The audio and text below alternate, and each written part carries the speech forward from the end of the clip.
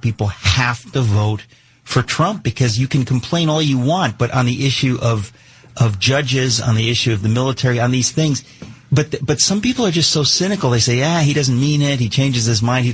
You can't argue with that. Well, a couple of answers. One is, I'm excited to see the Congress discover their Article 1 power.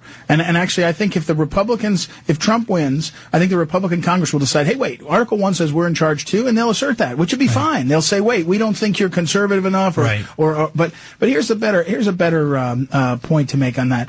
The simple fact is that what Reagan signed the worst law for no-fault divorce in American history, and when he was governor. One of the most destructive things in the history of the United States of America was done by Ronald Reagan, our hero. And he signed a terrible abortion law.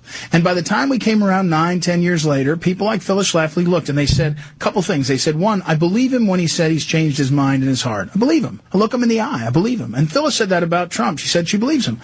Number two, she said, we know how to make him better and ham him in. And number three, this was the big one. This was really number one.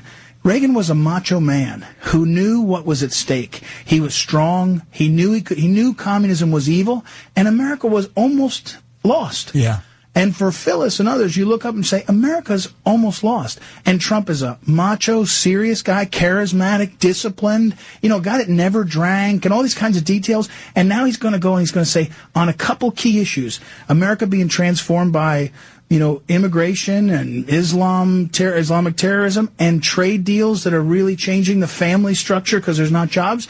He gets it.